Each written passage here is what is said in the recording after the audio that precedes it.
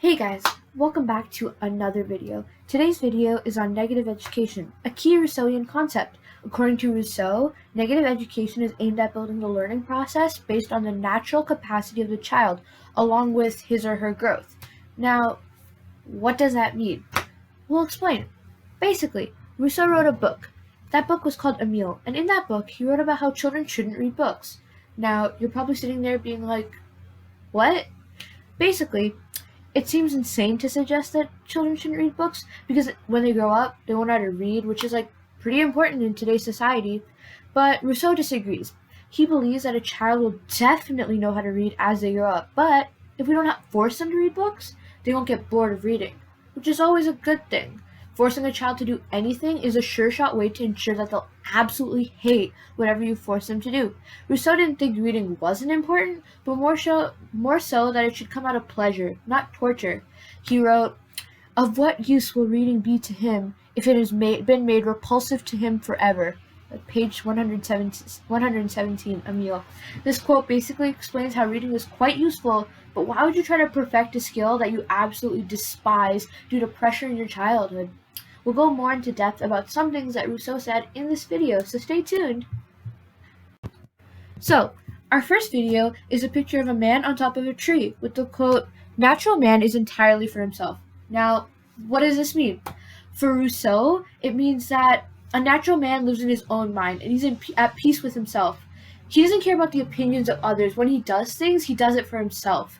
So in this picture, this man is on top of a tree, just looking out, looking at the view. Why is he on top of this tree? Because he wants to be. He wanted to go up there and look at the view. He's not trying to impress anybody in society.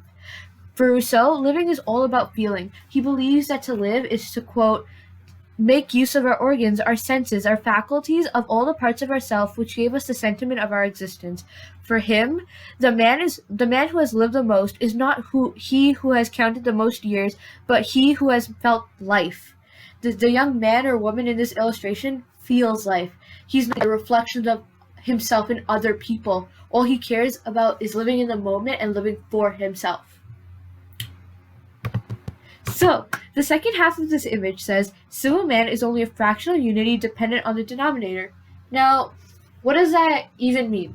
For Rousseau, that means that the civil man has lost his independent existence. They depend on what other people think of them and the praise or the negative values that other people give to them. When you think of a fraction, you know that the top number, which is the civil man in this case, only exists if there's a number greater or less than 0 underneath. The number underneath can never be 0.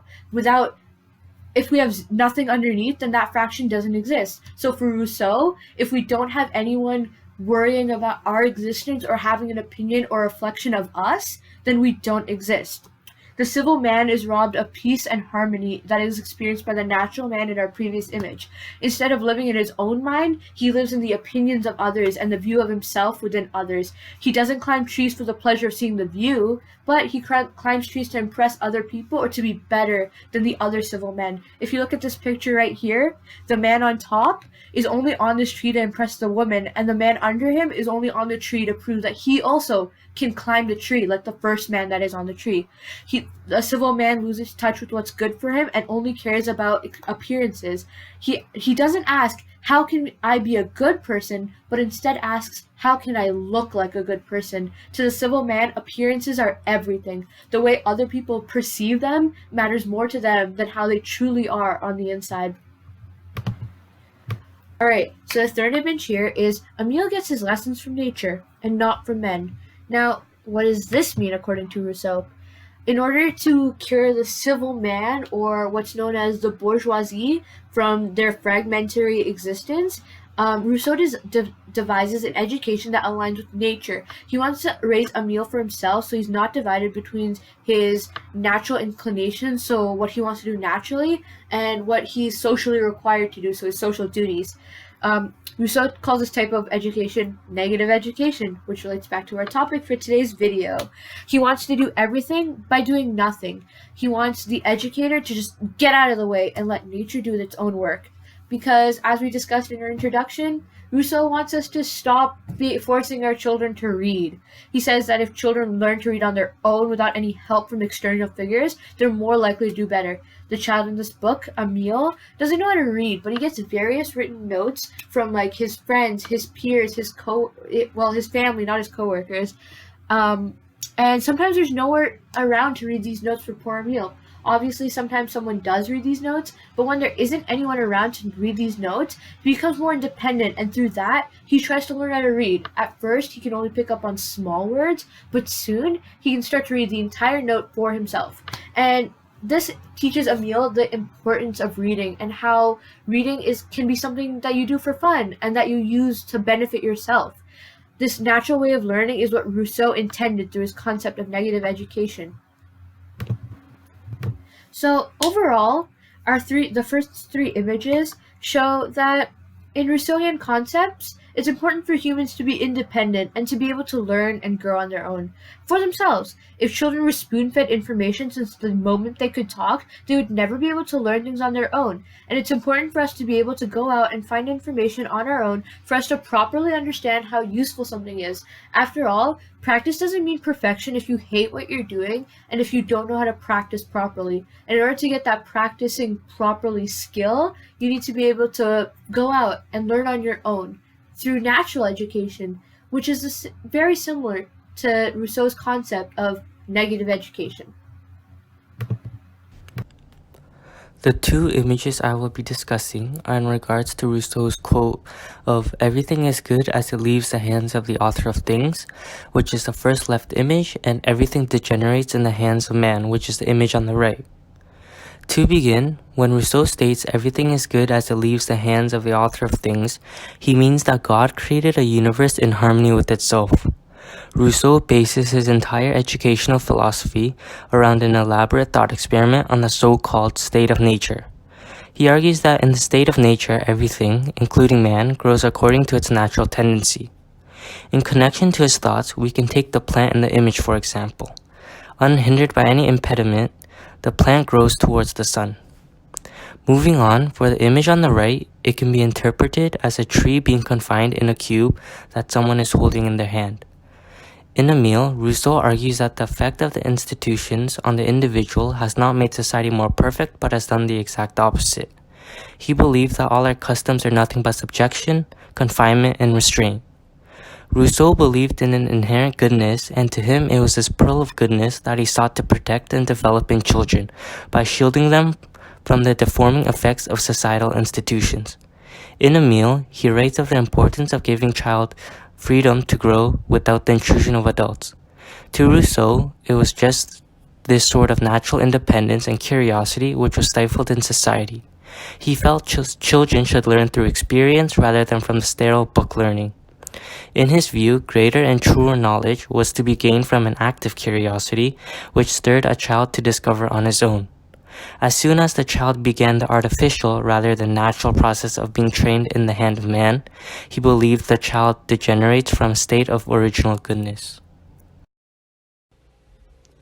The next image that will be discussed is Rousseau's natural man, the bourgeois, and the Roman citizen. For Rousseau, natural man and the Roman citizen are comparable insofar as they are whole.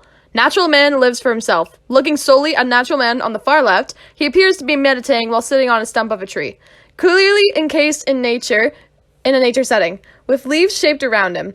In Emile, Rousseau describes natural man as entirely for himself. He is also numerical unity, the absolute whole which is relative only to itself or its kind. Next, looking at the opposite side, on the far right, we have the Roman citizen who lives for the state. Nothing divides them from themselves. A citizen of Rome was neither Cassius or Lucius. He was a Roman. He even loved the country exclusively of himself. The bourgeois, by contrast, is constantly divided between his natural tendencies opposed to his social duties. He has the same natural drive as natural man, but he also feels the pressures of civil life, as the Roman citizen do. He is pulled back and forth between the demands of nature and the demands of civil society, and he is conflicted on what to do.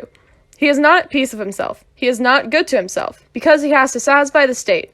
But he is not good for the state, because his natural drives rebel against the constraints of society. The final quote on the image that we will be discussing in regards to Rousseau's is there is no subjection so perfect as to which keeps the appearance of freedom, thus the will itself is made captive.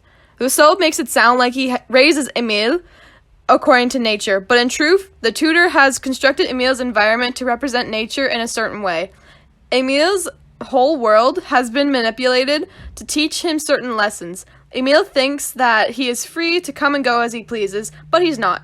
Rousseau gestures towards the limitations of Emile's freedom when he says there is no subjection so perfect as to which keeps the appearance of freedom, thus the will itself is made captive. This quotation points to a dark underbelly of Rousseau's thought. Although Rousseau claims to be making Emile into an autonomous individual and thus a truly democratic citizen, it is unclear whether he accomplishes his goal. Is Emile free, or is he a product of the tutor's design? In the end, I think Rousseau recognizes that there is no outside of culture. Our natural freedom is always limited by social structures. Even if Emile is not exposed to other people and corrupted by their opinions, he is still exposed to language, buildings, roads, clothing, etc.